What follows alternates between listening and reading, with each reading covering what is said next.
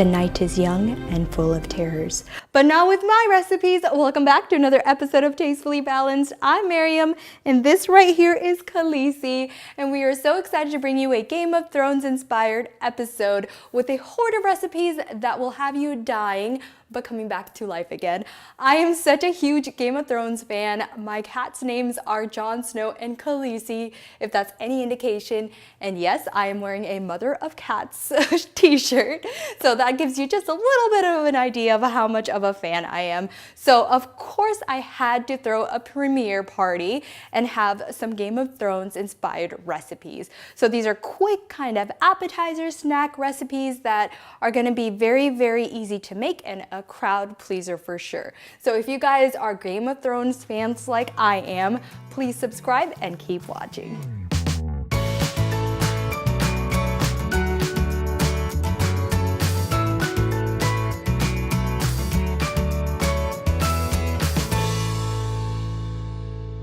Alright, welcome back. So you already know throwing a theme party is not just about the food, but also the decorations, which is why I wanted to share with you guys just what my spread looked like. So yes, it's corny, but I love it and it makes me happy. So let's jump right into the recipe with the first one being some Walder Frey meat pies.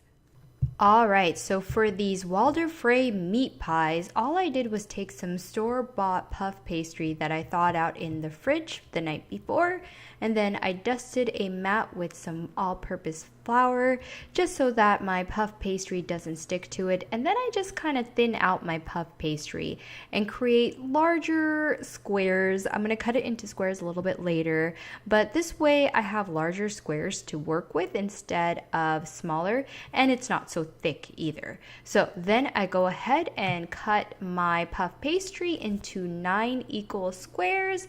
I find that using 9 for one sheet is perfect and you get the best amount with this. So then I go ahead and I spray a muffin tray with some avocado oil, and then I place each of those puff pastry squares that I just cut up into the muffin tray just like this. I press it down, make sure the sides don't really come too much over the top. And yeah, this is really it. This is going to be our base of the pie. And then you can use whatever filling you want. Soy chorizo is a great alternative for meat, but I have here a chicken keema, which the recipe for this is coming out soon if you're interested. It's gonna be out this month, but honestly, I just wanted to keep it simple. You can use any type of meat that you want. You can even have vegetarian, quote-unquote, meat pies, but you just fill each of these little pockets with about a couple tablespoons of your filling. And then you pop it into a 350-degree oven. Oh, I did forget that I do spray it, so remember to spray the top. You go ahead and put it in a 350-degree oven for about 20 minutes, and then I broiled it for a few minutes to get that nice golden color on top. And that's really it. It's beautiful, it's delicious, and you won't even die from eating these pies. Alright, next up we've got some wildfire jello. This is probably the easiest of the Game of Thrones recipes.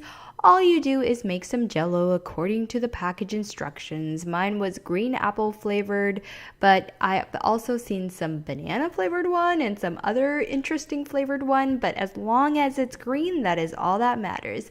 I put it in these little individual cups and that's it. It's cute and it's totally on fire. Alright, for this one, if you have some egg rolls on hand, maybe you got some from Costco or Trader Joe's, throw them on your table and call them Theons.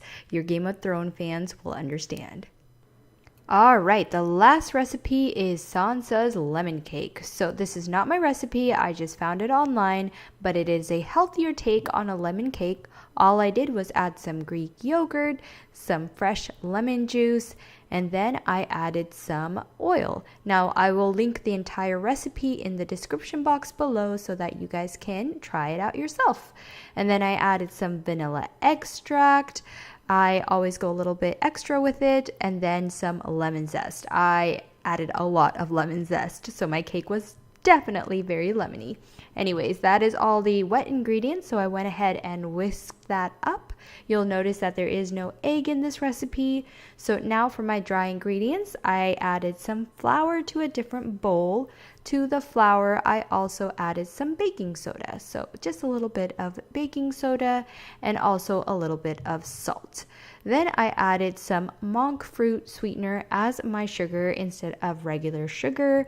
This is definitely a better take on sugar and has a low glycemic index, which means it keeps you fuller for longer. So went ahead and mixed up all the dry ingredients, and then after I mixed it all up, I added it back to my wet ingredients in little batches. So made sure to whisk all that up, make sure there's no big clumps, and you will notice that this was definitely a drier mixture. So that is something you just have to work with. So I took my baking tray, I used a loaf pan here, sprayed it with some of that avocado oil again, which is becoming a fast favorite of mine, and then I just scooped in the lemon cake. And then I spread it as much as I could. So this is just me trying to spread it. It's not very liquidy, so you just kind of have to work with it. And in a 350-degree oven, I baked it for 40 minutes. Now the instructions said just 25 minutes. I definitely had to increase it because mine was still very not done. So I went ahead and did it for 40 minutes. And then this is the icing. It is just regular confection sugar and lemon juice. Mix that all up and it's a beautiful lemony glaze. I also added some lemon zest later just because I thought it looked prettier, but that's totally optional. So that's it. You just mix it all up until it's nice and runny. And then once your cake is out of the oven and has cooled down completely, you can top this beautiful icing with it. And if you need it to settle really fast, you can put it in the fridge. Otherwise, just set it down in the counter and it will harden. This icing becomes very nice and hard and it won't be liquidy at all. So that's really nice for cutting later. So that's really it. That is my very, very simple Sansa's lemon cake that I decided to make. I thought it came out great. Very lemony, very tangy, just how I like it. Alright, there you guys go. That is House Tastefully Balance's recipes for this Game of Thrones episode. I hope you guys enjoyed this episode. It was very, very fun to create and share with you guys. And if you can't tell already, I am super excited about this Sundays. If you guys are Game of Thrones fans, please go ahead and leave a comment below with your favorite character. I would love to hear who your favorite character is. Mine is definitely Jon Snow, but I also really like Khaleesi's. If you guys enjoyed this episode, please comment, like, share, and subscribe. And as always, live life tastefully balanced.